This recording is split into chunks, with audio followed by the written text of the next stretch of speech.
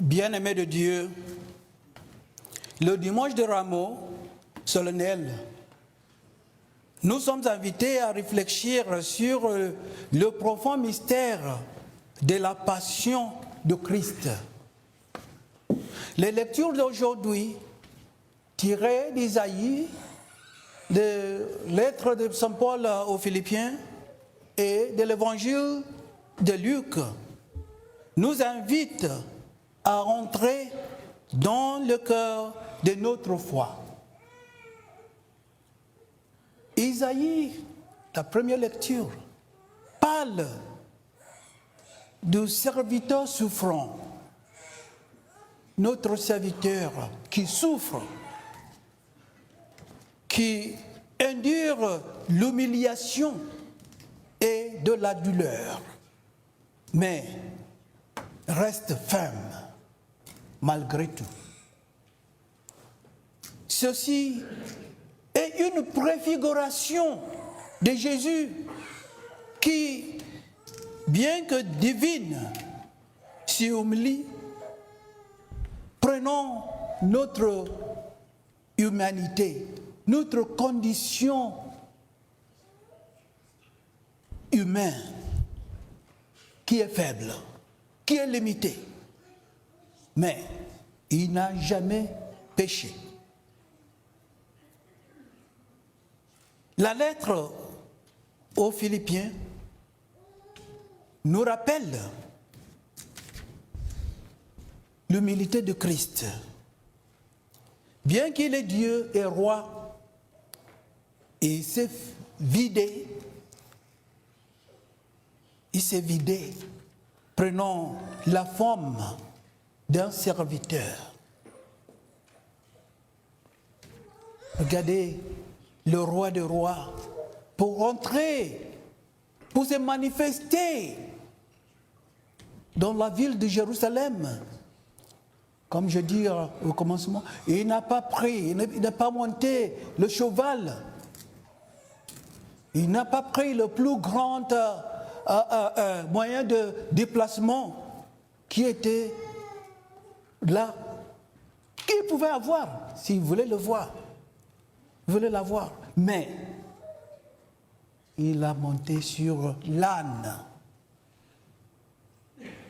le plus petit moyen de déplacement. C'est comme si le roi Charles, si peut-être il va venir au Canada, on le voit porter le plus petit véhicule. Je ne sais pas comment on va le voir. Beaucoup diraient que non, ce n'est pas le roi qui vient. Parce que le roi doit chercher le plus grand limousine. Peut-être, même si c'est possible, il va se déplacer avec l'avion, le plus grand. Mais notre roi, il cherchait quoi? Pour nous montrer, ce n'est pas l'humilité que nous pouvons monter aux gloires. Pour aller à la gloire, il faut être humble. En cela, nous voyons l'expression ultime de l'amour et de l'obéissance au Père. Dans l'évangile de Luc, nous assistons au déploiement de la passion, la trahison, le procès et la crucifixion de Jésus. Chaque instant révèle non seulement les profondeurs du péché humain, mais aussi les hauteurs de la miséricorde divine. La miséricorde de Dieu est plus grande que tout. Malgré que nous sommes pécheurs, il nous pardonne. Nous sommes comme l'enfant prodigue qui a gaspillé le bien de son père. Mais le Père le cherche toujours et le pardon. Et même, il a fait la grande fête pour l'avoir retrouvé. C'est comme ça que Dieu fait chez nous. Et voilà pourquoi il a envoyé son Fils unique, Jésus, pour venir et nous sauver par sa mort.